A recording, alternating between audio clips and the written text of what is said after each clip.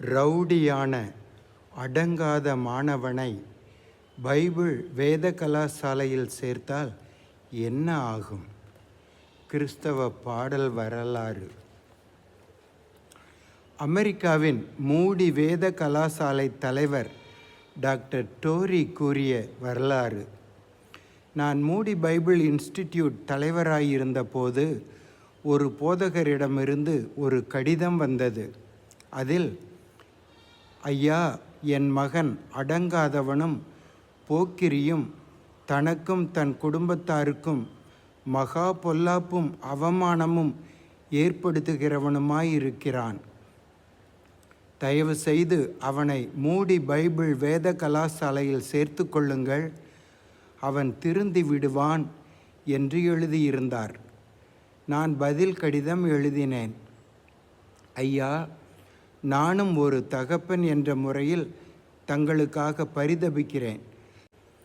ஆனாலும் நான் இங்கே பைபிள் கல்விக்கூடம் நடத்துகிறேனே அல்லாமல் சீர்திருத்த பள்ளி நடத்தவில்லை என்பதை தெரிவித்து கொண்டு அந்த வாலிபனை இங்கே சேர்த்து கொள்ள இயலாது என்றும் தெரிவித்து கொள்ளுகிறேன் என்று கடிதம் பதில் எழுதிவிட்டார். அந்த தந்தை தொடர்ந்து மன்றாடி கடிதம் எழுதியதால் நான் மனதிறங்கி அந்த முரட்டு வாலிபனை பைபிள் கலாசாலையில் சேர்த்து கொள்ள இசைந்தேன், சில நிபந்தனைகளுடன். அந்த வாலிபன் தினமும் என்னை வந்து சந்திக்க வேண்டும், மேலும் பைபிள் கலாசாலையின் ஒழுக்க விதிகளுக்கு கட்டுப்பட வேண்டும் என்பதே நிபந்தனைகள். அந்த வாலிபன் பைபிள் கலாசாலையில் சேர்த்து கொள்ளப்பட்ட பிறகு தினமும் என்னை சந்தித்தான். கொடுக்கப்பட்ட ஆலோசனைகளுக்கு கீழ்ப்படிந்தான். பல மாத ஆலோசனைகள் மற்றும் அவனது தந்தையின் ஜெபங்களால் அவன் தேவ பிள்ளையாக மாறி வளர்ந்தான். பின்னாளில் அந்த வாலிபன் தாழ்மையான மனிதன் என்று பெயர் பெற்றார்.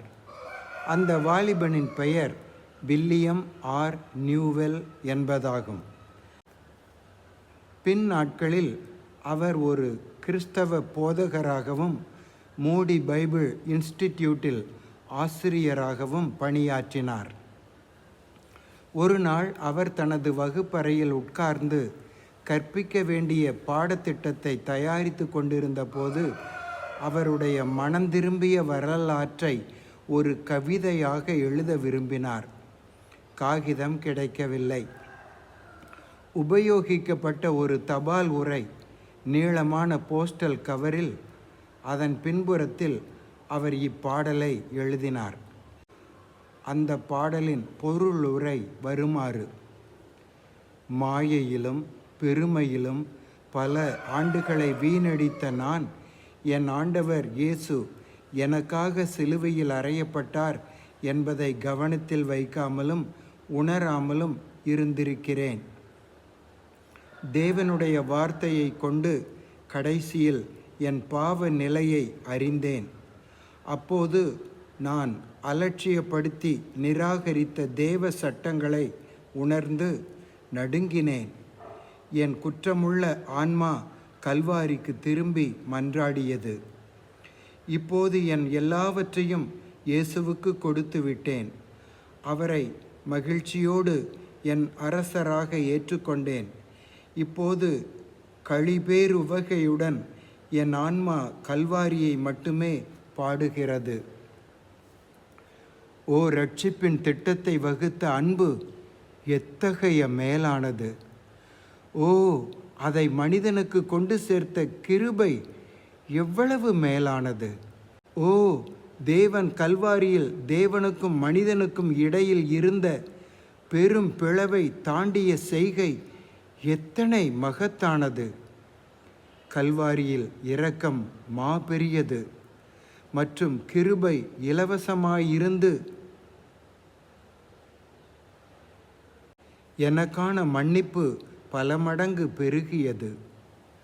அங்கே பாரம் சுமந்த என் ஆத்மா விடுதலையை கண்டறிந்ததே. முரடனும் ரவுடியுமான வாலிபன் வேத கலாசாலையின் மரபுகளுக்கு கீழ்ப்படிந்த போது சிலுவையை நோக்கி பார்த்து அவருடைய வாழ்க்கை மாறியது.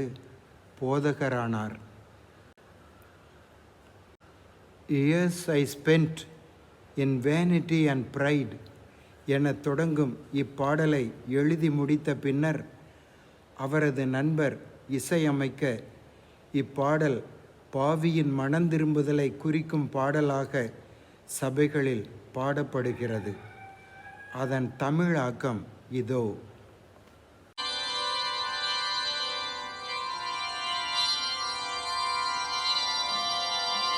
இயேசு மரித்தார் என்றெண்ணாமல் வாழ்ந்தேன் பாவத்தின் மாய்கையிலே, பேருமையின் கூருட்டாட்டத்தால் கேட்டாழிந்தே,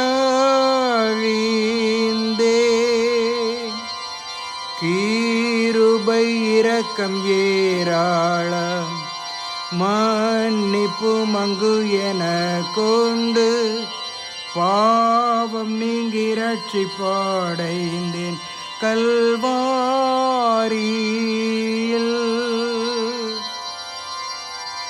தேவ துரோகியான பாவி நான் உடைந்து நொறுங்கி அழுதே, வேத வாக்கியத்தின் வெளிச்சத்தால் கல்வாரி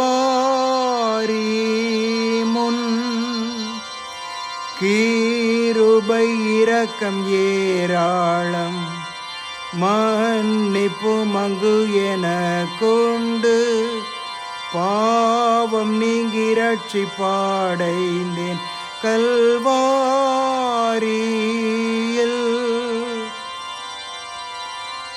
கொடுத்தேன் என் சொந்தமானைத்தும் ஏற்றேன் இயேசுவை என் ராஜனாய், களிப்புடன் கீதம் பாடுவேன் கல்வாரியை.